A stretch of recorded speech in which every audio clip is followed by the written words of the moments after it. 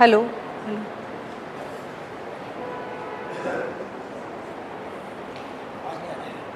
Hello hello hello नहीं इधर तो नहीं है, इधर ऑन ऑफ है क्या? ओ हेलो हेलो हेलो हाँ हाँ हाँ ठीक, थैंक यू। चलिए, हम लोग बात कर रहे थे लाइकेंस की। अब लाइकेन को पार्टिकल मत बोल दीजिएगा। लाइकेन क्या है? दो जीव, दो अलग अलग जगत के जीव जो है साथ में रहने लगते हैं, एक दूसरे को मदद करते हैं, तो उसमें एक लाइकेन भी है। हमारे साथ भी है सिम्बायोटिक रिलेशनशिप में। हमारे आंत में कुछ बैक्टीरिया रहता है ना, और वो क्या करता है, हमको वाइटामिन देता है, हम लोग उसको खाना देते हैं, ठीक है। हमारे अपेंडिक्स में बोलते हैं ना, अपेंडिक्स कुछ काम का नहीं है भाई, वाइटामिन वगैरह बनाता है। ऐसा भी नहीं एकदम फालतू ही है, शरीर में कोई भी चीज़ फालतू नहीं है। अगर फालतू है तो धीरे धीरे वो गायब हो जाएगी, जैसे मेल्स भी गायब होते जा रहे हैं, ठीक है।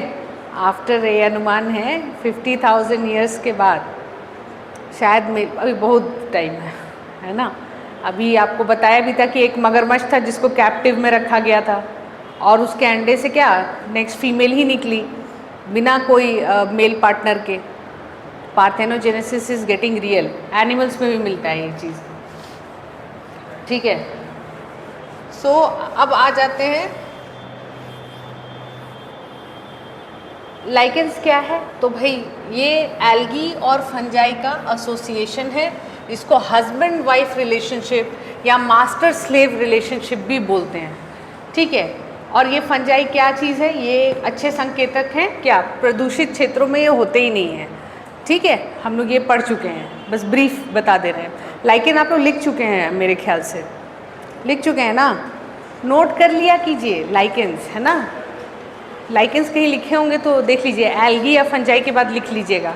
लाइकेन क्या होता है, वन लाइन लिख लीजिएगा कि it is symbiotic association between fungi and algae, ठीक है। और ये किस लिए यूज़ होता है? ये पीएच पेपर बनाने में भी यूज़ होता है। पीएच पेपर जानते हैं? What is pH paper?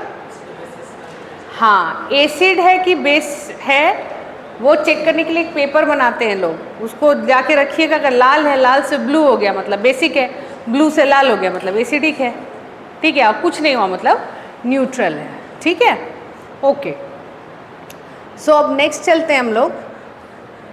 Lichen का कुछ एक दो लिख दिए यहाँ पे। It is a lichen is association between algae and fungi, many lichens are used to make pH paper. बात करते हैं अब वायरसेस की। हेडिंग दे दीजिए वायरसेस। वायरस क्या होता है? विषाणु, जीव है, दोनों में काम करता नहीं। हम पूछे उसका परिचय क्या है। आप थोड़ी बोलिएगा कि हम जेपीसी भी पढ़ते हैं और हम सीडीपीओ। अच्छा, सीडीपीओ का फॉर्म जिनका एग्ज़ाम नहीं निकला इस बार का, जो कि अगला बार तो निकलना ही है, सीडीपीओ का फॉर्म का डेट एक्सटेंड हुआ है, प्लीज़ उसको भर दीजिएगा, ठीक है। भर दीजिए और बैठ जाइए एग्ज़ाम में, सब सिलेबस सेम है, ठीक है।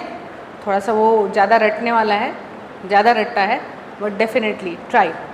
चलिए, बात कर रहे थे, परिचय की बात कर रहे थे। तो वायरस क्या है? तो क्या बोलिएगा? जीव है, क्या है? एक शब्द में क्या परिचय दीजिएगा? हाँ, पार्टिकल्स है, एकदम सही, आरएनए पार्टिकल्स। लिख लीजिए, लिखे थे ना लास्ट क्लास में। वायरसेस क्या है?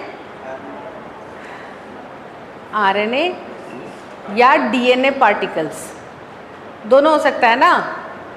थोड़ी ऐसा कि डीएनए वायरस होता ही नहीं है। डीएनए वायरस के एग्जाम्पल?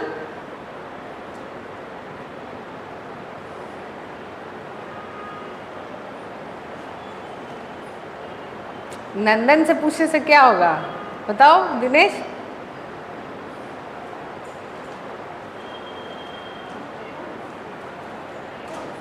पोलियो, प्रियॉन्स नहीं, मतलब पोलियो वायरस जो होता है ना, वो डीएनए वायरस होता है, ठीक है। मतलब उसके अंदर जो जेनेटिक मैटर है वो क्या है? डीएनए है, आरएनए नहीं है, डीएनए है, ठीक है। समझेंगे इसको। तो वायरसेस क्या है? एक पार्टिकल है जो कि या तो डीएनए हो सकते हैं या आरएनए हो सकते हैं, और उनके ऊपर एक प्रोटीन का कवच होता है, बस इतना ही। और ये काफ़ी विषैले होते हैं, ठीक है, ठीक। ख़त्म। तो वायरस का इतना आप लिख लिए। और बहुत टाइप्स के वायरसेस थे। थोड़ा सा पीछे जाते हैं। देखिए वायरल डिजीज़ के बारे में हम लोग बहुत पहले से जानते हैं, ऐसा नहीं है। बहुत सारे डिजीज़ के बारे में खुदाई में हम लोग को पता चला, ठीक है। ये सब डिजीज़ के बारे में लाइक पोलियो वगैरह हम लोग जानते थे पहले ही से, ठीक है। यहाँ पे एक डिपिक्शन है, इजिप्ट में ये मिला था। तो ये लाठी से चल रहा है, मतलब इसका यही था, मतलब कि कुछ डिजीज़ थी, डिजीज़ के बारे में, वायरस के बारे में नहीं। और बहुत दिन तक ये देखिए, ये ट्यूलिप है ना, लेकिन इसमें भी खास तरह का एक ट्यूलिप होता है जो ऐसा दिखता है, और इसको symbol of love, care, affection तो उसको दिया जाता था। जिनको भी आपको ग्रैटिट्यूड एक्सप्रेस करना है या लव एक्सप्रेस करना है तो ये दिया जाता था। लेकिन बहुत दिन बाद बताया था कि सिंबल ऑफ लव जो है ब्रोकन ट्यूलिप, ये कोई और चीज़ से नहीं, वायरस इन्फेक्शन लगा हुआ है इसको, तब जाके ये ऐसा दिख रहा है, नहीं तो ये ऐसा लाल होता, लेकिन ये ऐसा दिख रहा है। और कौन बताया था? 1576 में कॉशियस नाम का एक साइंटिस्ट था। वो बोला भैया तुम इसको कह रहे हो सिंबल ऑफ लव, बट ये कैसे बना है? वायरल अटैक से, ठीक है। वायरल अटैक से ऐसा हो गया। तो इतना था, पता था कि हाँ कुछ तो है, कोई पैथोजन है, कोई चीज़ है जो अटैक कर रही है, लेकिन वायरस एज सच किसी को नहीं पता था। वायरस टर्म किसने दिया? चलिए होमवर्क लिखिए। वायरस की खोज सबसे पहले किसने की? Who discovered virus and who gave the term virus? Virus जो नाम है किसने दिया? कल पूछूंगी, ठीक है।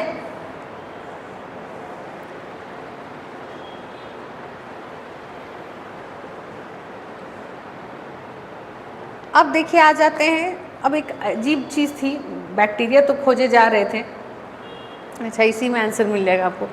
नहीं, ठीक है। अब देखिए ये कौन है, पहचान रहे हैं?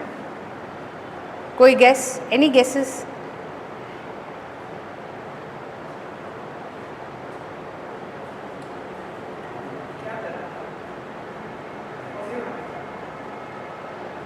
ये कौन से साइंटिस्ट हैं? ये है एडवर्ड जेनर। वायरस के अगेंस्ट वैक्सीन खोजने वाले ये पहले व्यक्ति थे। वैक्सीन क्या होता है कोई बताएगा? वैक्सीन में होता क्या है? अभी हम लोग इतना सारा वैक्सीन लगाएं, वो वैक्सीन के अंदर था क्या ये बताइए? प्रोटीन था, फैट था, क्या था? जा अरे अधिकारी लोग, इतना नहीं, ऐसे नहीं होना है। हाँ वैक्सीन में वायरस होता है? हाँ क्या करते हैं? मतलब हमको वायरस काटा हुआ है और हम इंजेक्शन में वायरस लेके वायरस डाल देंगे? हो जहर को जहर काटते, क्या डायलॉग है। हाँ ठीक है, फिर तो वायरस डाल दीजिएगा, तो बिना वायरस तो हम ऐसे ही मर जाएंगे। तो कैसे होता है?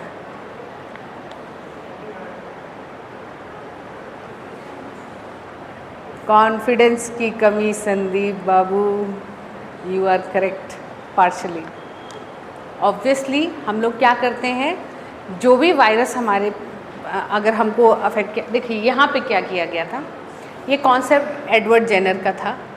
एडवर्ड जेनर क्या, देखे ना, स्मॉल पॉक्स पूरे गांव में फैल गया था, तो मतलब पूरा गांव परेशान था। तो ये एक ऐसे बावला आदमी, वो क्या किया, जो ग्वाले थे उनको, उनसे फैल रहा था, तो ये ग्वाले के बच्चे को पकड़े, ग्वालन को पकड़े, अब बोले अच्छा तुमको ये सब जो वो ठीक हो गया था, उसको तबीयत भी खराब, तो उसके सामने बॉडी में पूरा पॉस्चुल था, छोटी माता बोलते हैं ना, तो वो चिकन पॉक्स का जो पॉस्चुल्स था उसको स्क्रैप किए, देखिए वही कर रहे हैं, ठीक है।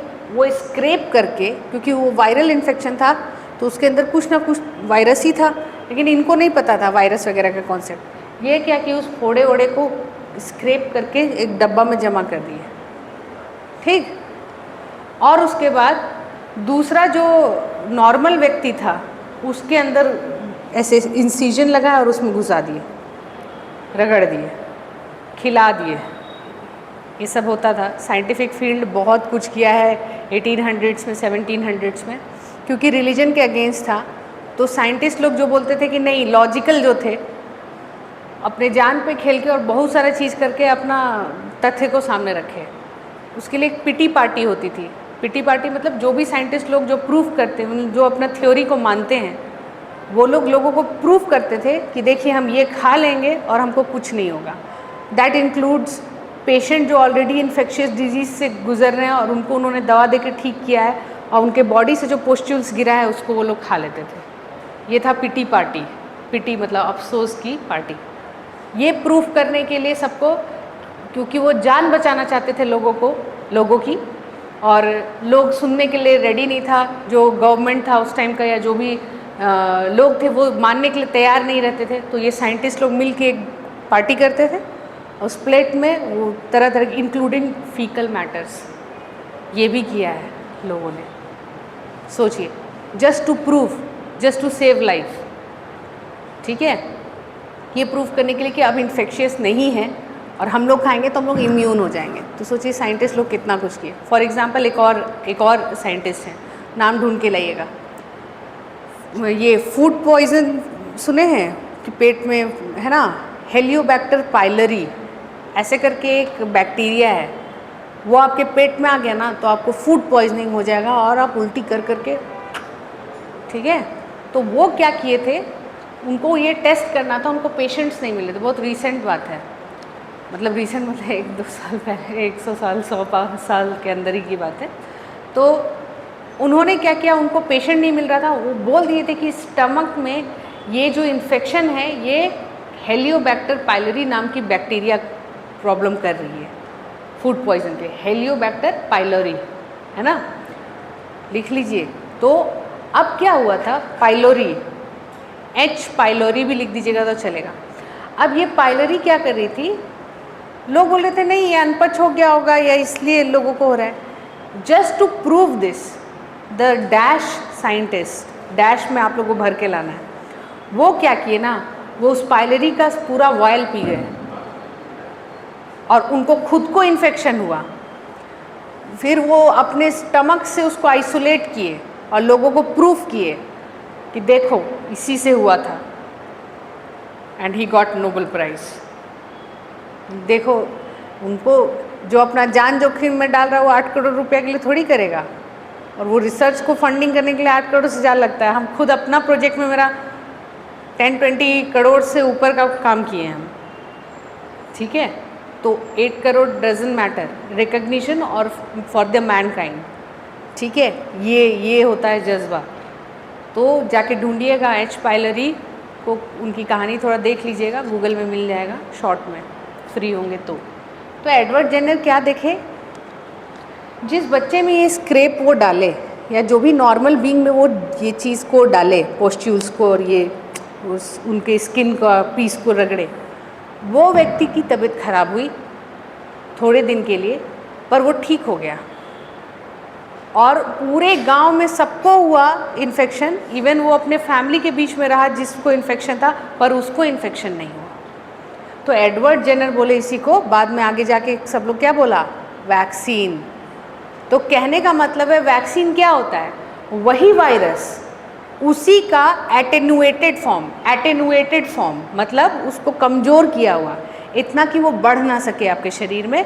लेकिन उसके प्रति देखिए, हमारे शरीर में एक कॉन्सेप्ट, एक ग्रुप मानता है कि कोई एक ग्रुप है ह्यूमंस का जो मानते हैं कि बिना, हमारे बॉडी में सब कुछ है, हमको बाहर से दवाई लेने की ज़रूरत नहीं है, हमारा इम्यून सिस्टम बहुत अच्छा है। और वो ग्रुप जो है वो कल्ट टाइप का है, उसमें कि वो सिर्फ सोचते हैं कि हम औषधि से अपने आप को ठीक कर लेंगे, मतलब नेचुरोपैथी से, और हमको और कोई मेडिसिन की ज़रूरत नहीं है, इम्यून सिस्टम बहुत स्ट्रांग है। Yes, that is correct. लेकिन जैसे ही आपको कोई डिजीज़ अटैक करता है ना, तो आपकी बॉडी में जो प्रतिरोधक क्षमता है इम्यून सिस्टम से, इम्यून सेल्स हैं, वो उसके अगेंस्ट आर्मी तैयार करना शुरू करते हैं ताकि वो उससे लड़ सके, जो भी बाहर से फॉरेन पार्टिकल आया है, पैथोजन आया है। तो बहुत बार क्या होता है ना, ये रिस्पॉन्स जनरेट करने में बहुत लेट हो जाता है। जैसे कोरोना वायरस जब हमको अटैक किया तो हम लोग बनाए एंटीबॉडी, हमारा शरीर एंटीबॉडी बनाता है। जैसे ही कोई एंटीजन, जो फॉरेन पार्टिकल हमारे बॉडी में घुसता है उसको एंटीजन बोलते हैं, और हम लोग अगर उसके खिलाफ कुछ बना रहे हैं, सैनिक तैयार कर रहे हैं, वही WBC और ये सब जो है वो एंटीबॉडी होता है।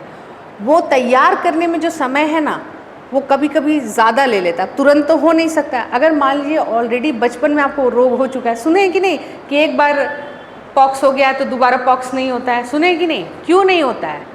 क्योंकि देखिए अचानक से कुछ नया चीज़ आया, आपका बॉडी में अटैक किया, तो बॉडी को एंटीबॉडी बनाने में टाइम लगता है। सोचता है अच्छा इसके पास क्या क्या है, अच्छा ये चीज़ें रुको बना रहे हैं, तो बनाते बनाते वो आपको मार ही देगा। तो आप अपना सैनिक कितना देर में बनाइएगा। लेकिन मान लीजिए आप किसी तरह बना लिए टाइम पे, आपकी बॉडी अगर आपकी इम्यूनिटी अच्छी है तो उसके खिलाफ आप अगर अपने बॉडी में सैनिक तैयार कर लिए, वो अपने आप होता है ब्लड में, बोन्स के थ्रू, बोन मैरो के थ्रू, तो वो उसको ओवर पावर कर जाएगा। और एक क्या होगा, उसको मार दिया कोरोना वायरस को, बहुत लोग को हुआ और वो ठीक भी हो गए क्योंकि उनकी इम्यूनिटी अच्छी थी। बार बार नहीं बोलते इम्यूनिटी अच्छी है, विटामिन सी खाओ, इसीलिए।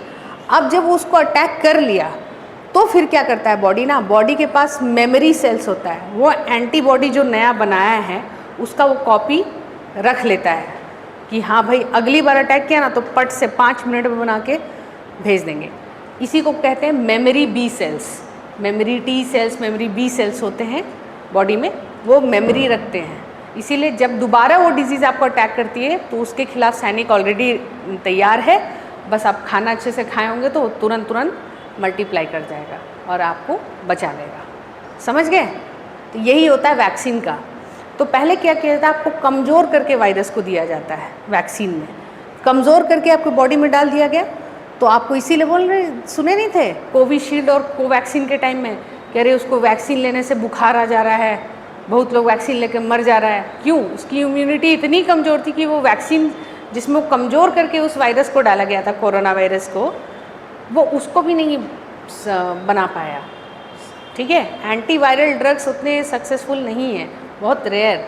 आपकी बॉडी देखिएगा कि वायरल डिजीज़ पे कोई दवाई नहीं दी जाती है, बैक्टीरियल डिजीज़ में दी जाती है एंटीबायोटिक्स। लेकिन हम लोग क्या किए, है वायरस और खा रहे थे क्या, एंटीबायोटिक्स, विटामिन सी। ठीक है, विटामिन सी हेल्प करता है। और विटामिन सी का सबसे अच्छा स्रोत क्या होता है, डेली जो खाना चाहिए खा सकते हैं, आंवला। आंवला एकदम अच्छा चीज़ है। और इसके अलावा डेली आंवला तो कोई खाएगा नहीं। नींबू, नींबू बहुत कम है, वो डेली डोज नहीं पूरा करेगा। कितना खा सकते हैं एक दिन में, 1 2 3 25 25-30 खाइएगा तब जाके वो खाइएगा तो ऐसे ही आप निकल लीजिएगा, कुछ बीमारी हो जाएगा। अमरूद एक बहुत सस्ता उपाय है, विटामिन सी से लैश होता है वो, उसको आप खाइए। अमरूद बहुत अच्छी चीज़ होती है। ठीक है, और विटामिन सी जितना आप कंज्यूम करिएगा नेचुरली, रिंकल्स उतने लेट से आएंगे। हम लोग विटामिन चैप्टर में पढ़ेंगे। ठीक है, anyways coming back to this. अब क्या किए, जब वो पोस्ट्यूल्स को निकाल के आपके ब्लड में डाले तो उस टाइम वो वायरस जो है वो कमज़ोर स्थिति में था। अब उसके खिलाफ जो नॉर्मल आदमी है वो अपना इम्यून सेल्स बनाना शुरू कर दिया। अब बना के उसको मार दिया, उसको कुछ नहीं हुआ। फिर नेक्स्ट टाइम जब एक्चुअली में पूरा एपिडेमिक आया, मतलब सबको वो बीमारी आई, तो वो आदमी जो है वो ऑलरेडी उसके अंदर एंटीबॉडी बना हुआ है, मेमोरी रखा हुआ है, बना के उसको मार देगा। यही है वैक्सीन का कॉन्सेप्ट। समझ में आया है? तो वैक्सीन के अंदर क्या होता है, प्रोटीन कि वायरस नहीं, जो भी चीज़ का बना रहे हैं वैक्सीन, उसका वो एटेनुएटेड फॉर्म या उसी कीटाणु का, उसी विषाणु का कमज़ोर रूप, जिससे आपके बॉडी में क्या इम्यून रिस्पॉन्स जनरेट कर सके। ठीक है, वैक्सीन समझ गए ना? अब कन्फ्यूजन होगा। सही बताइए, कितना लोग को ये चीज़ नहीं मालूम था? हाथ उठाइए। संदीप को तो मालूम था, नहीं मालूम था? अरे चलो ऑनेस्ट है ना, ठीक है, सीखे ना। तो इसीलिए पहले के मम्मी पापा लोग क्या करते थे, अपना बच्चा को ऐसे ही छोड़ देते थे। स्टार्टिंग के 5 साल बच्चों को खूब खेलने दिया जाता है, धूल मिट्टी ये सब में। क्यों? तरह तरह का बैक्टीरिया वायरस उसको लगेगा और बॉडी तुरंत तुरंत इम्यून रिस्पॉन्स जनरेट करेगी। और आप देखे होंगे छोटा बच्चा कोई भी चीज़ होगा उसको मुंह में डाल लेगा। ये बिहेवियर होता है, इनेट बिहेवियर होता है। इनेट मतलब वो हमारे जीन्स में ही, हमारे दिमाग में ही है पहले से, कि हम वो हर चीज़ को चेक कर रहा है, उससे फिर बच्चा बार बार बीमार पड़ता है। स्टार्टिंग का बच्चा देखिएगा हर 2 दिन में बीमार। अब आप लोग परेशान हो जाइएगा। अब आजकल की मम्मी लोग क्या है, मॉडर्न मम्मीज़, वो क्या करती है, नैनी को पैंट्स पहना के पूरा ऐसे रुई में लपेट के ऐसे रख देगी। अब बच्चा बड़ा होने के बाद इतना बीमार होगा जैसे कि हम ठीक है, ऐसे ना रेफ्रिजरेटर बेबी। अरे देसी बच्चा लोग एकदम सही स्वस्थ रहता है, कहीं गए बस बीमार। लड़कियों के साथ भी इम्यूनिटी उतनी डेवलप नहीं हो पाती है लड़कियों की भी, जो कि बहुत गलत है। लास्ट में माइटोकॉन्ड्रिया कौन देगा, यही लोग देगी। तो अब अपना भी जब आप लोग आगे बढ़ेंगे अपने जीवन में, तो लड़का और लड़की दोनों को खेलने भेज दीजिएगा, जाओ खेलो, बीमार हो ठीक है देख लेंगे। अब ऐसा नहीं है ना मरने छोड़ दीजिए, ठीक है ना ध्यान से, है ना। तो उसी टाइम इम्यूनिटी डेवलप होती है और ब्रेन में बहुत सारे मेमोरी सेल्स जमा हो जाते हैं, ब्रेन में नहीं मतलब पूरे बॉडी में, इम्यून सिस्टम्स में मेमोरी सेल्स जमे हो जाते हैं, और जितनी भी डिजीज़ हैं वो कॉमन डिजीज़ेज है उसको टैकल कर लेता है। कोरोना वायरस के टाइम में क्यों नहीं हुआ, क्योंकि वो नोवल कोरोना वायरस था। नोवल मतलब होता है नया, धरती पे इससे पहले वो वायरस नहीं आया था। कब आया है, 2019 में। ऑल्दो अब पेपर में कहता है कि हाँ भाई ये नेचुरली म्यूटेट किया था, लेकिन हम मॉलिक्यूलर बायोलॉजिस्ट हैं, हम वायरल इंजेक्शन से हम बहुत कुछ काम किए हैं और ये सारा चीज़ देखे हैं लैब का सब चीज़। आई वॉन्ट टू से दिस, चाइना वाला जो थ्योरी है वो सही है, it was made in lab. क्यों, हम आपको बताएंगे, ठीक है, आगे फ़ोटोज़ में देखेंगे। तो वैक्सीन का कॉन्सेप्ट पता चल गया। अब बताइएगा कि एडवर्ड, ठीक है, वैक्सीन एक्चुअली में कौन किसको क्रेडिट जाता है, एडवर्ड जेनर को, ठीक है। ये कहीं तथ्य होगा तो लिख लीजिएगा, क्वेश्चन मार्क्स क्वेश्चन में टिक करने के लिए होगा तो बन जाएगा। अच्छा ये बताइए पोलियो वैक्सीन किसने जनरेट किया था,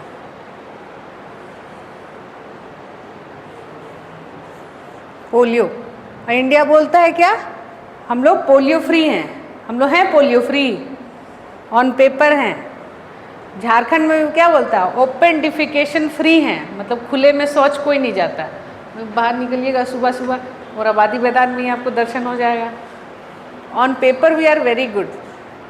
लुई पास्चर, ठीक है, Louis Pasteur credited with polio vaccine invention. अच्छा इन्वेंशन और डिस्कवरी में क्या अंतर है,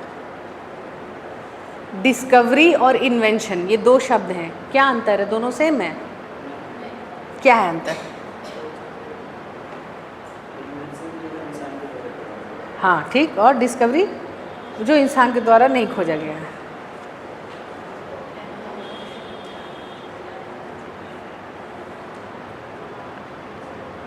लैंग्वेज पे बहुत डिपेंड हो जाता है। डिस्कवरी मतलब जो प्री एग्जिस्टिंग चीज़ है, मान लीजिए इस रूम के बगल में रूम था, आप कभी नहीं जानते थे, अचानक अरे इसके नीचे तो रूम है, तो ये आपका डिस्कवरी हो गया। लेकिन इन्वेंशन जो आप खुद से बनाएं, खुद से जाके ईंटा पत्थर लेके एक नया रूम बना दिए, वो हो गया इन्वेंशन। तो वैक्सीन क्या था, इन्वेंशन था। और बैक्टीरिया को खोज लिया तो डिस्कवरी, हो तो पहले से मौजूद था, है ना, समझ गए। चलिए, तो पोलियो वैक्सीन आप जान गए।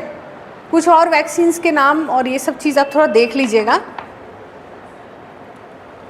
अब देखिए दिमित्री इवानोस्की, ये सबसे पहले व्यक्ति थे जब इन्होंने वायरसेस को क्रिस्टलाइज फॉर्म में लाया, और वायरोलॉजी के फादर माने जाते हैं, ठीक है। वायरोलॉजी मतलब स्टडी ऑफ विषाणु, वायरसेस, ठीक है। तो father of virology professor Ivanovsky, सब प्रोफेसर ही है, सब रिसर्चर है ना। तो कहने का मतलब है, और वायरोलॉजी की बहुत अच्छी लैब है JNU में, दो लैब हैं, ठीक है। मैं तो न्यूरो साइंस लैब में थी, बट वायरोलॉजी की जो लैब है ना उसमें भी बहुत अच्छा काम होता है। मतलब इंडिया के जो टॉप साइंटिस्ट हैं ना, जिनका नाम है पूरे विश्व में, मैक्सिमम आर फ्रॉम JNU के जो लाइफ साइंस विभाग में 30 to 35 लैब्स हैं, और उसमें से आप देखिएगा maximum 20+ professors are on the world's top notch list, top scientist में। और मतलब पहली बार, मतलब I was from this Ranchi, एक गांव ही है समझिए, यहाँ से वहाँ जाना, मतलब हमको भी नहीं पता था कि क्या लाइफ रहेगा। लेकिन व्हेन आई वेंट देयर, भाई साहब, ना अटेंडेंस होता है ना कुछ होता है, आप लेकिन अपने टाइम पे आप क्लास में बैठ जाते हैं, और जो प्रोफेसर्स होते हैं दे आर नॉट बॉदर्ड आप पढ़िए नहीं पढ़िए, आप क्या कर रहे हैं क्या नहीं कर रहे हैं, उनको कोई मतलब नहीं है। They are all scientist, they are very busy, they don't have this time to school everyone. वो लोग शॉर्ट्स में ही मॉर्निंग वॉक करते करते क्लास आ जाते हैं, गुड मॉर्निंग स्टूडेंट्स, सो आज मेरा देखिए ये रिसर्च है, ये काम किया हमने, दे दिया पढ़ा दिया, पता चलता था अगले दिन एग्ज़ाम है। ये प्रेशर था और हम लोग प्रेशर से निकल गए ठीक है। और मज़ेदार चीज़ ये है कि 9 बजे से क्लास होती थी, 2 बजे ख़त्म होता था, गैप होता था, उसके बाद लैब होती थी। गेस कर सकते हैं कितने बजे तक लैब होगी?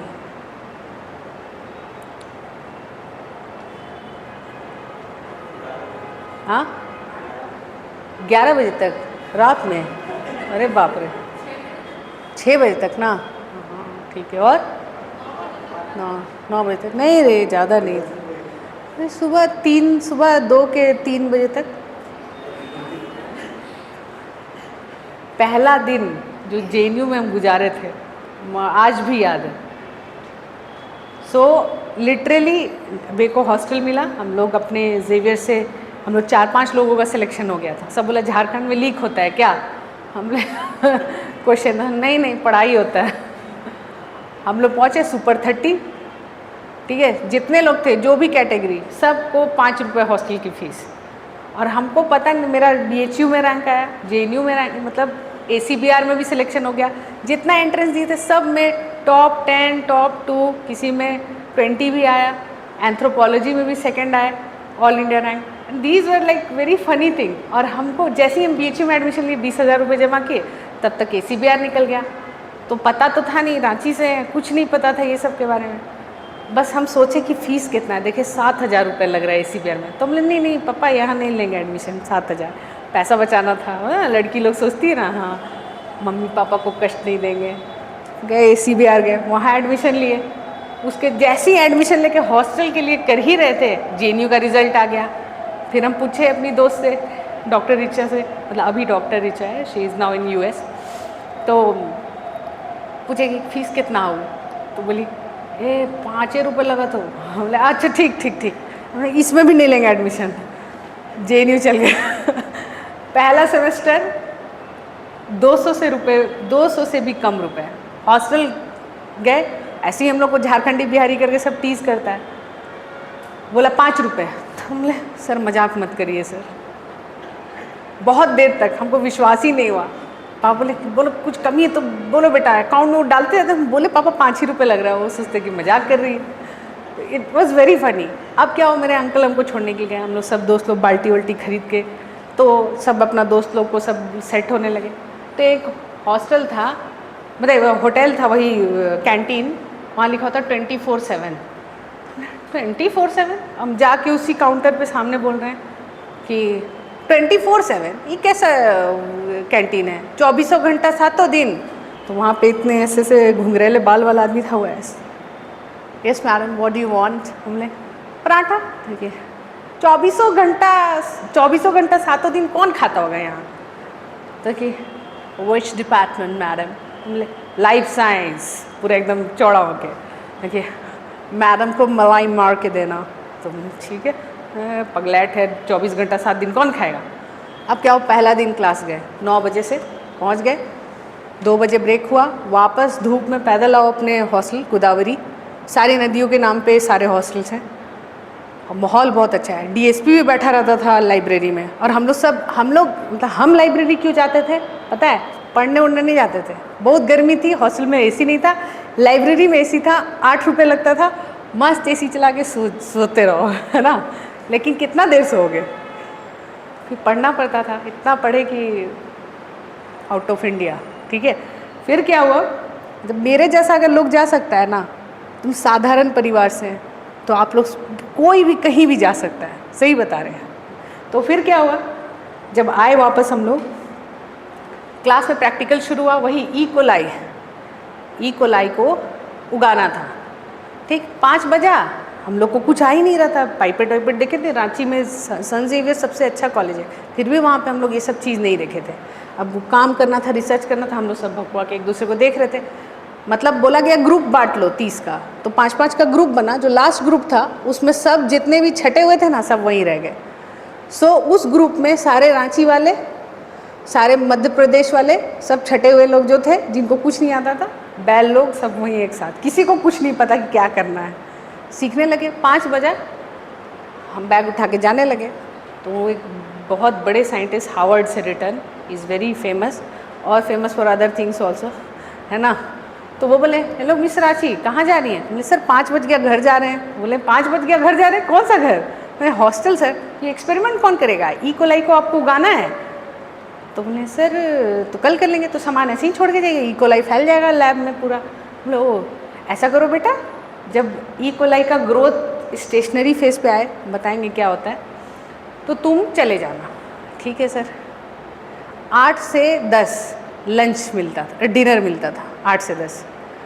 हम लोग करे जा रहे हैं, 8 बज गया, 8:30 बज गया, मेरा हालत ख़राब हो गया, सबका हालत ख़राब हो गया। जो उसमें टॉप ग्रुप था उसका रिज़ल्ट आया कितना बजे? 1:30 बजे रात को। ठीक है। हम लोग का, छठे हुए लोग का 3:30 बजे रात में। लंच उन सब पार हो गया, क्योंकि अब लैब में घुसे हो, सब वायरस वगैरह छुए हो, बैक्टीरिया छुए हो, कुछ हो जाएगा। तो खाना कैसे खाओगे? तो फिर 3:30 में ख़त्म हुआ। जब हम लोग गए, फिर कहाँ खाने गए? 24/7।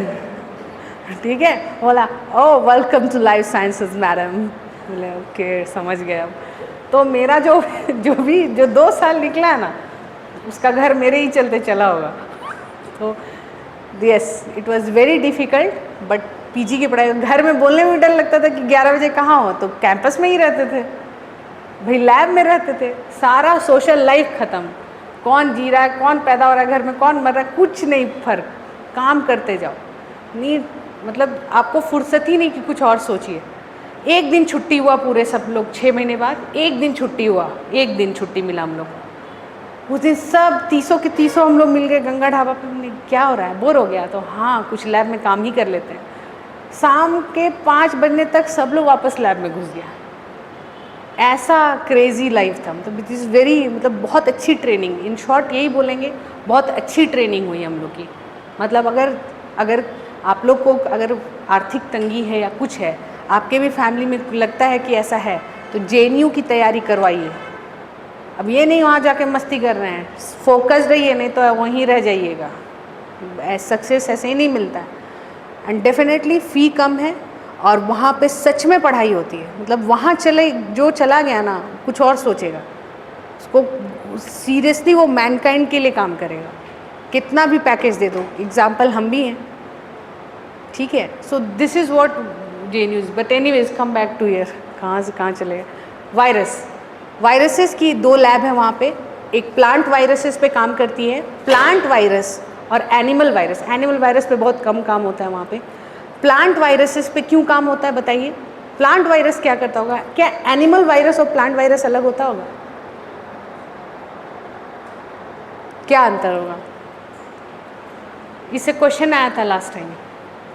Which of the following, not last, उससे पहले एसएससी में, प्लांट वायरस इसमें से कौन सा है? ऐसे करके एक ऑप्शन दे तो बहुत सिंपल पूछता है। टीएमवी, टोबैको मोज़ैक वायरस, वो कौन सा वायरस है? प्लांट। Polio virus animal. ठीक है। तो उसमें भी अलग अलग होता है, अंदर में कुछ, बाहर में कोटिंग जो होता है वो अलग तरीके का हो जाता है, ज़्यादा डिफरेंस नहीं है। तो बहुत टाइप के वायरसेस हैं। देखिए जैसे इबोला का वायरस ना वर्म लाइक रहता है, इस टाइप का दिखेगा। ठीक है। और ये है बैक्टीरियोफाज, बहुत कॉमन। सबसे पहले इसी को खोजा गया और इसी का साइज़ वगैरह सब बताया गया। ये क्या होता है, ये किसको खाता है, किसको अटैक करता है, इसका नाम क्या है?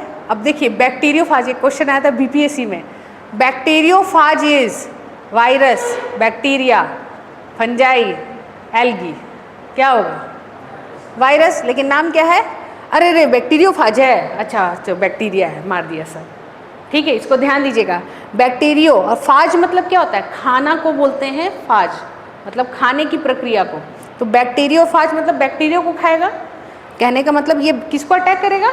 बैक्टीरिया को। तो लिख लीजिए बैक्टीरियोफाज। वायरसेस हेडिंग दे दिए थे ना, लिखिए बैक्टीरियोफाज बैक्टीरिया को खाने वाला वायरस, बैक्टीरिया को खाने वाला virus, the virus which attacks bacteria, the virus which attacks bacteria.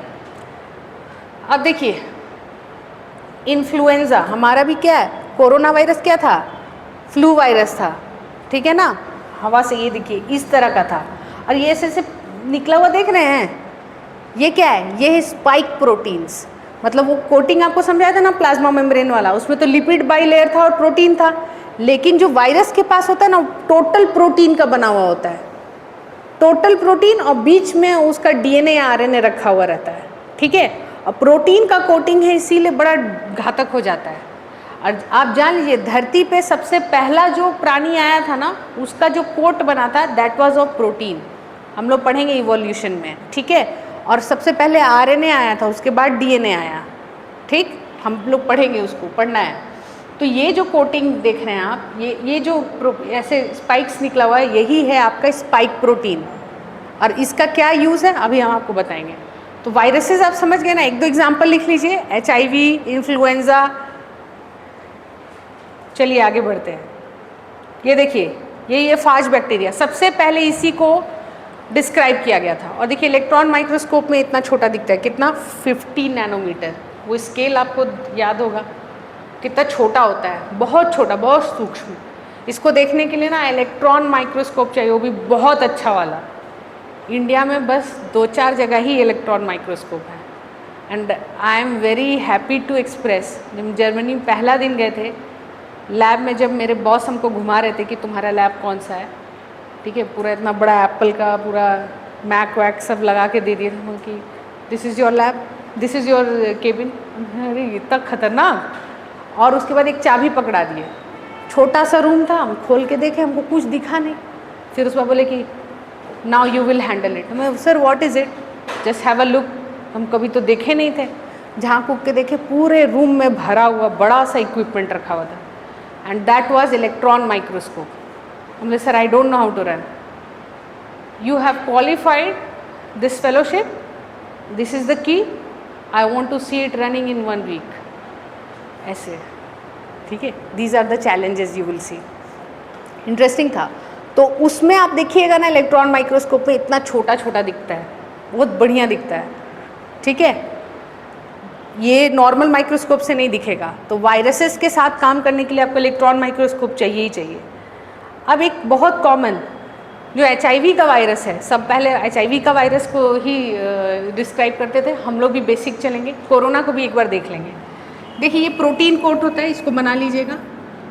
अब बीच में देखिए आरएनए हुआ, बीच में आरएनए डाला हुआ है, 2 स्ट्रैंड होता है और एक एंजाइम डाला हुआ होता है। BPSC में क्वेश्चन आया था कि वायरस के पास क्या नहीं होता है, और ऑप्शन दिया हुआ था enzyme, RNA, DNA, protein code. क्या मारिएगा, सब तो होता ही है। तो उन लोग चालाकी से 5th ऑप्शन भी दे देता है, क्या, इनमें से सभी, इनमें से कोई नहीं, ऐसा, या इनमें से कुछ, ये तीनों दे देता है ताकि कोई उस पर केस ना कर सके। फिर भी केस हुआ, क्वेश्चन रिट्रैक्ट हो गया, ठीक है, क्योंकि एंजाइम तो होता ही है। देखिए ना रिवर्स ट्रांसक्रिप्टेज एंजाइम है, तो ये एंजाइम इसके पास मौजूद है, ठीक है। तो ये एंजाइम है, इसी एंजाइम से वो क्या करता है, कैसे अटैक करता है, हम बताएंगे आपको कैसे करता है। आप देखे होंगे कि आपको शुरुआत क्लास में बताए थे डीएनए से आरएनए बनता है, फिर आरएनए से हम लोग प्रोटीन बनाते हैं, ठीक है। तो डीएनए से आरएनए बनाने के लिए हम लोग को क्या चाहिए, आरएनए ट्रांसक्रिप्टेज, ठीक है, आरएनए पॉलीमरेज एंजाइम चाहिए, आरएनए पॉलीमरेज एंजाइम चाहिए। अब ये वायरस क्या है, अपने साथ एक एंजाइम लेके आया है, ठीक है। वो एंजाइम हमारा जब सेल में ये वायरस घुस जाता है, हमको हमारा जो कोशिका है वो पता ही नहीं कर पाता है कि कौन सा एंजाइम उसका है कौन सा नहीं है।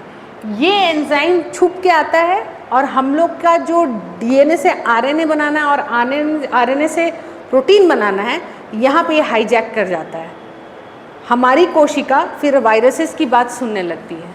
कैसे सुनती है हम दिखाएंगे आपको। ये ड्राइंग बना लीजिए, पहले फटाक से बनाइए, एकदम रफ बनाइए। ये संदीप भी बनाया है ये वाला डायग्राम, और काफ़ी अच्छा बनाया है।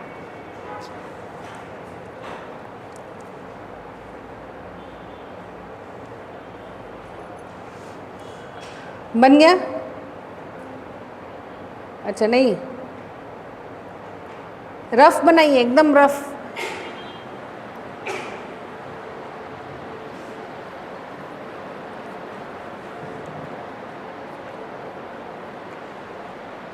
ये कैप्सिड मत बनाइएगा, इसको, ये वाले को छोड़ दीजिएगा, बस ये कवर बनाइए और बीच में 2 आरएनए दिखाइए। सिंपल बनाना है तो रुकिए, हम आपको दिखाते हैं। ऐसे क्या करिए, इतना डेकोरेटिव नहीं बनाना है, ऐसे करिए, बन तो गया।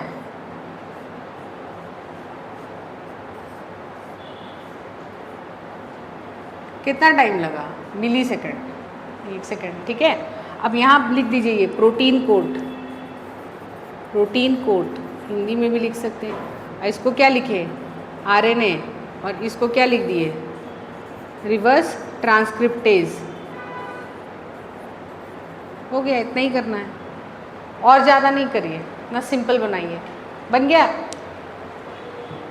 चले आगे। हाँ, ये are reverse transcriptase, protein coat, COAT, cover, coat, coat ऐसे लिखिए, कोट, कोट होता है ना, कोट पहनते हैं जो, ये कोट, वो कोट है, ठीक है।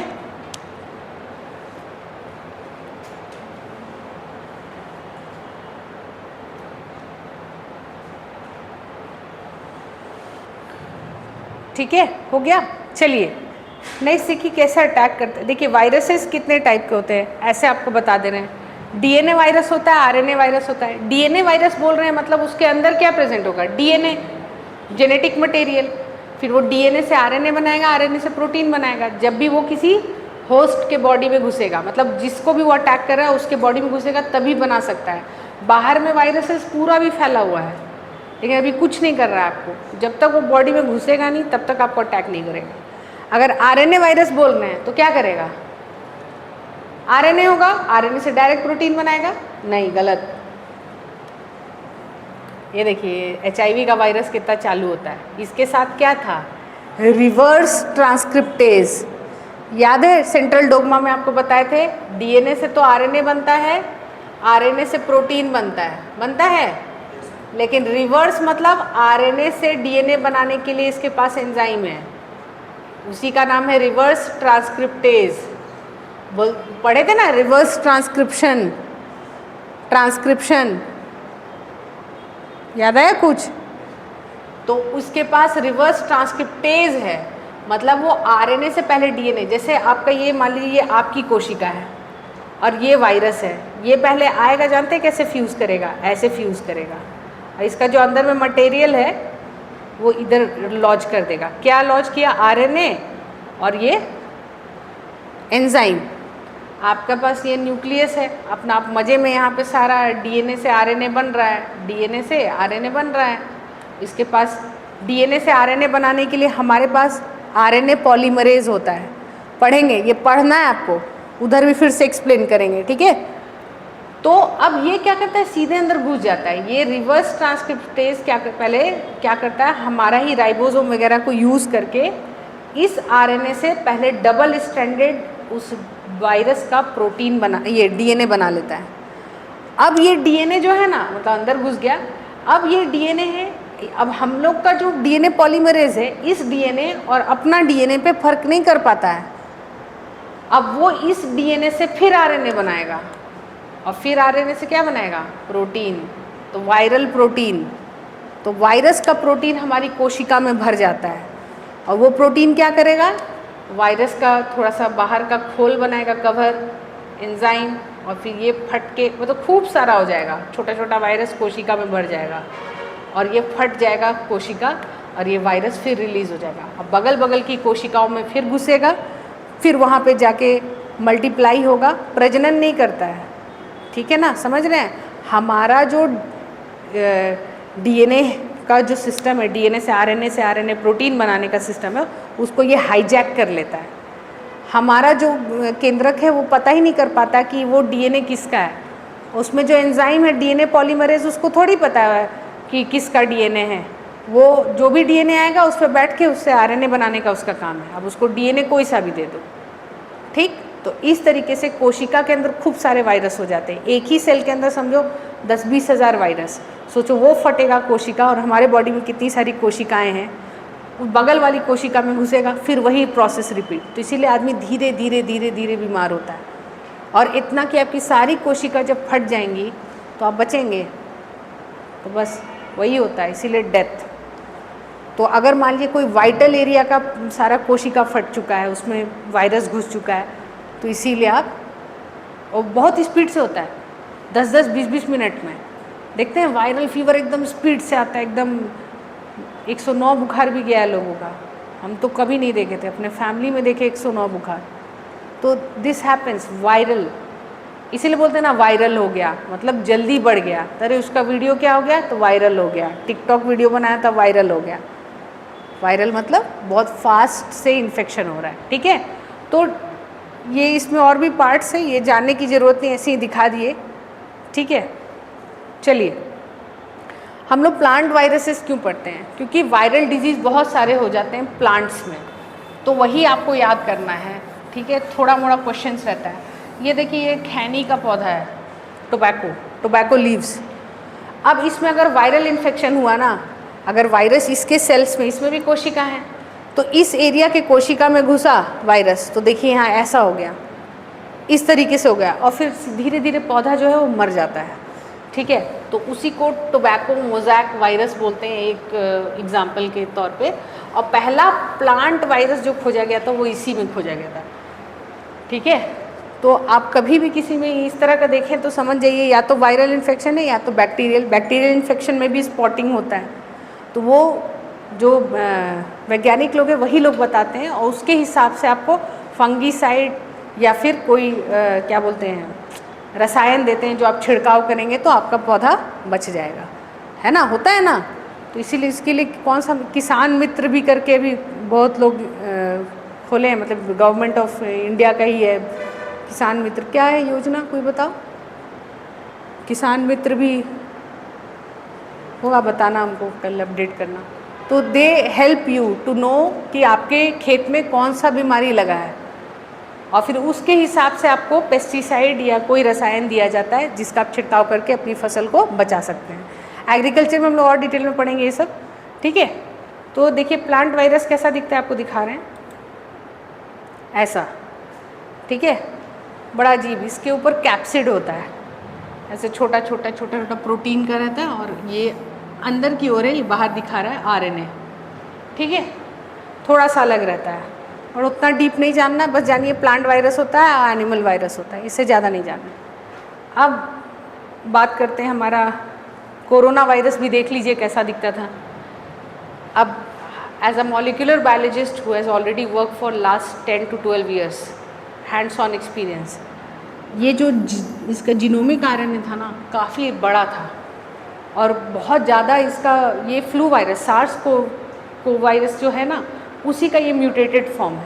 लेकिन ये जहाँ जहाँ पे म्यूटेट किया ना, it is very unnatural, and definitely I personally believe it was constructed in lab. नहीं हो सकता, और इसका जीनोम कुछ ज़्यादा ही लंबा था, बहुत लंबा। तो जब तक हम 2 RNAs को नहीं मिलाएंगे तब तक इतना लंबा जीनोम नहीं आ सकता।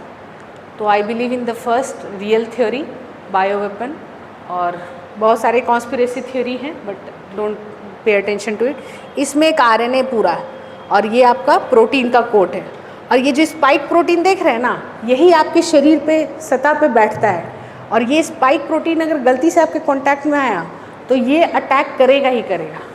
तो कितना परसेंटेज, जो सार्स वाला था ना 20%, अगर 100 वायरस बैठ रहा है आपके शरीर के ऊपर तो 20 वायरस आपके शरीर में घुस जाएगा। लेकिन जैसे जैसे इसमें म्यूटेशन इतना फास्ट आया, डेल्टा और ये सब जो आप सुन रहे थे, इसका डेल्टा वेरिएंट और क्या क्या वेरिएंट था, तो वो क्या हो रहा था, उसके स्पाइक प्रोटीन बहुत मजबूत होते जा रहा था। वायरसेस जितने हैं ना बहुत घातक हैं, लेकिन उनका जो स्पाइक प्रोटीन है, सरफेस प्रोटीन है, उतना घातक नहीं है। ठीक है, बहुत रेयरली ही आपकी स्किन को वो इन्वेड करेगा, क्योंकि ये फर्स्ट लाइन ऑफ डिफेंस होता है। नेज़ल में भी म्यूकस, ये सब क्यों है, वो ये सब वायरस को चपेट लेता है और आप उसको खकार के साथ निकाल देते हैं। लेकिन ये इतना डेंजर था, ये म्यूकस लेयर को भी पार करते हुए स्पाइक प्रोटीन, इसका जो था पॉसिबिलिटी वो 40% 50% से ऊपर चला गया था।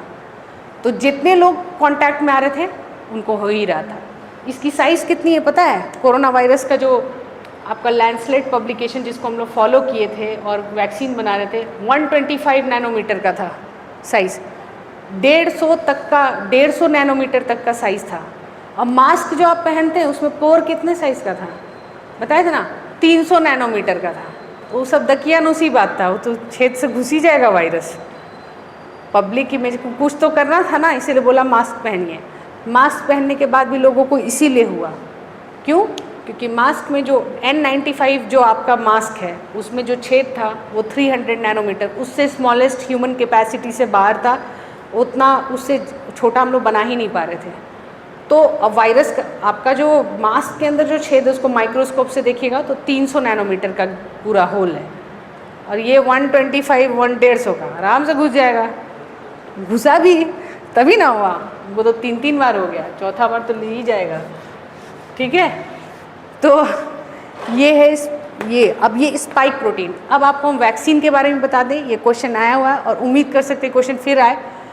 मतलब राजस्थान वाले में भी पूछा था, बीपीएससी में भी पूछा था, आखिर इतना ड्रामा क्यों हुआ था कोविशील्ड और कोवैक्सीन, अंतर क्या है? और पता है CSIR नेट एग्ज़ाम में भी पूछ दिया। ये 2 वैक्सीन हम लोग को मिल रहा था, दोनों में वायरस है, हाँ या ना? अभी बताए वैक्सीन में क्या होगा, वायरस होगा लेकिन उसको कमज़ोर करके डाला जाएगा। इतना क्यों, इतना जल्दी फैल ना सके, और तब तक में आपकी प्रतिरोधक क्षमता उसको मारने के लिए अपना एंटीबॉडी बना ले। ठीक है, तो ये दोनों में अंतर क्या था? कौन कौन कोविशील्ड लिया था? हाथ उठाइए, हाथ अच्छे से उठाइए। अच्छा, कोविशील्ड लिए थे, हाथ नीचे। कोवैक्सीन कौन कौन लिया था? कोवैक्सीन, अरे अच्छे से हाथ उठा, हाँ ठीक है। अब चलो तुम ही लोग डिसाइड करना कौन अच्छा है। तो देखिए, इतना शॉर्ट टर्म में रिसर्च करना, जैसे मेरा पेपर हम 4 साल पहले काम किए थे एक ड्रग पे जो कि ब्रेन में जाके अल्जाइमर्स को रोकने के लिए काम आता है। वो अब जाके हम सिंगापुर में थे 2016 से लेके 18 तक, अब जाके वो इस साल वो पेपर एक्सेप्ट हुआ है, वो ड्रग को पास करने की तैयारी हो रही है। ठीक है, वो पेपर जल्दी पब्लिश होगा, डेफिनेटली आई विल शेयर। तो ये 6 महीने में साइंटिस्ट लोग क्या पता किए, वो जो स्पाइक प्रोटीन आप देखें ना, सब लोग बोला वो उसका जो स्पाइक प्रोटीन है ना वही डेंजर है, अगर हम उसको खाली टैकल कर लें तो हम कोरोना को रोक सकते हैं। ठीक, कुछ लोग ये बोला, तो बोला अरे भैया तुम कैसे इतना 6 महीना का रिसर्च में बोल सकते हो जी, इतना फास्ट तो कोई नहीं है, हम लोग को इतना बार रिपीट करना पड़ता है, तो हम वैक्सीन नहीं लिए। ठीक है, ज़्यादा तेज़ बन गया। हाँ, तो कहने का मतलब है कोविशील्ड जो है कौन बनाया था ये आपको पता होना चाहिए। सीरम इंस्टीट्यूट कहाँ है? पुणे में, एकदम याद रखेंगे। तो वहीं के रिसर्च में यूके के साथ क्या एस्ट्राजेनेका कंपनी के साथ इन लोग मिलके बनाया स्पाइक प्रोटीन के अगेंस्ट। इन लोग क्या किया, एक अडीनो वायरस होता है, नॉर्मल फ्लू का वायरस होता है, एक अडीनो वायरस को निकाला। अडीनो वायरस में ये अडीनो वायरस को कमज़ोर करके, इसमें कोरोना वायरस नहीं है, इसमें अडीनो वायरस को कमज़ोर करके डाला गया। और वो अडीनो वायरस जब रहता है, कोरोना वायरस घुसा तो ये अडीनो वायरस उस एस प्रोटीन मतलब स्पाइक प्रोटीन के अगेंस्ट एक सब्सटेंस बनाता है जिससे कोरोना का जो कवर है उसी को रोक देगा, कोट को ही खराब कर देगा, और आपको क्या होगा, कोरोना नहीं होगा। तो ये बहुत बड़ा रिस्क था, लेकिन दिस वर्कड। बहुत लोग लिए और बचे, हर्ड इम्यूनिटी मिली। कोवैक्सीन क्या था, ये टोटली ट्रेडिशनल था। इसमें ये भारत बनाया, दोनों ही, मतलब वो तो यूके बेस्ड, लेकिन ये पूरा भारत का था, CSI और सब लोग मिल के बनाया।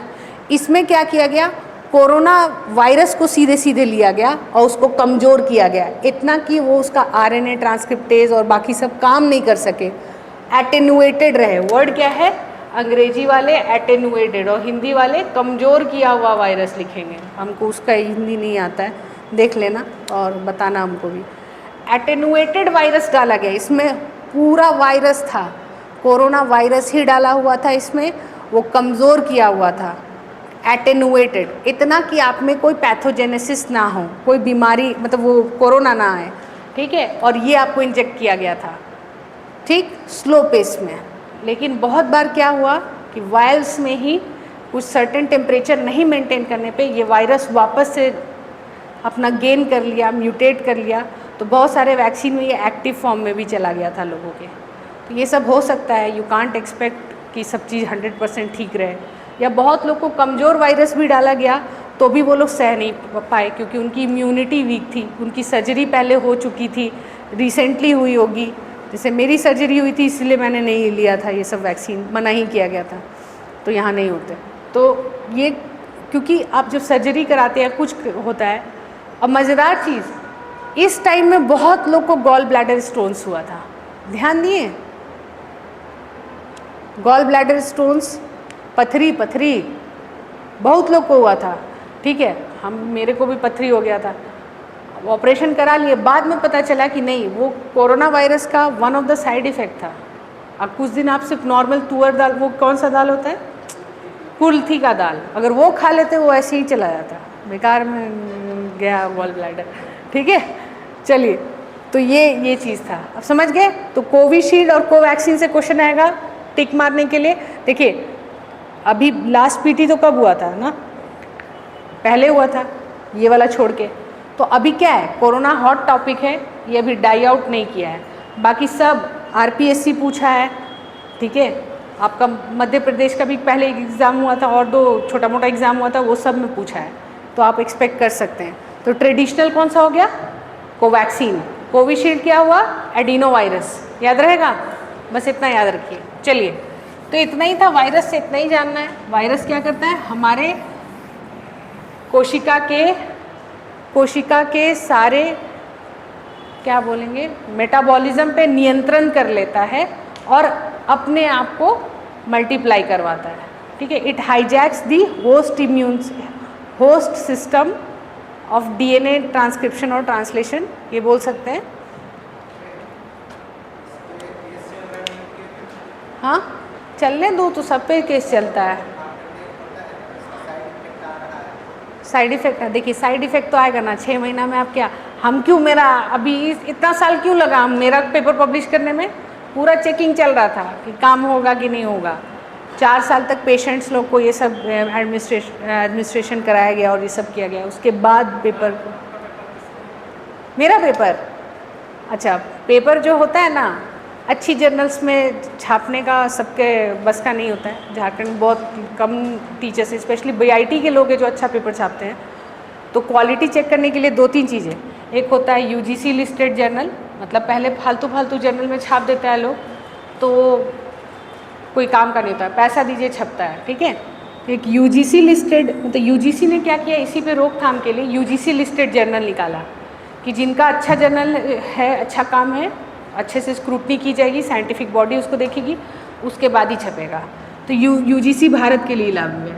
लेकिन इससे भी ऊपर होता है कि स्कोपस इंडेक्स जर्नल, जो स्कोपस इंडेक्स है तो वो मैक्सिमम यूजीसी लिस्टेड भी होते हैं, दोनों टैग, ठीक है। और इससे भी ऊपर होता है साई इंडेक्स। और टॉप 2 जर्नल्स पब्लिशर जो पूरे वर्ल्ड में है वो है स्प्रिंगर, एल्सेवियर, ये सब हैं।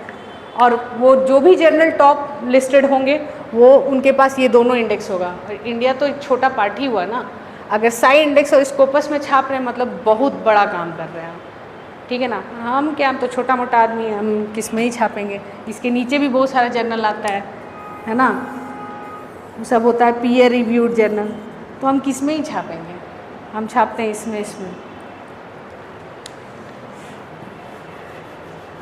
ठीक है। तो इसमें एक्सेप्टेड है, आप सिर्फ लिखेंगे तो आपको मिल जाएगा। जैसे कोविड के टाइम में हम भी बहुत परेशान थे जब सब लोग सुसाइड करना शुरू कर दिए थे, तो मेरे को भी लगा कि कुछ हमको भी कुछ करना चाहिए।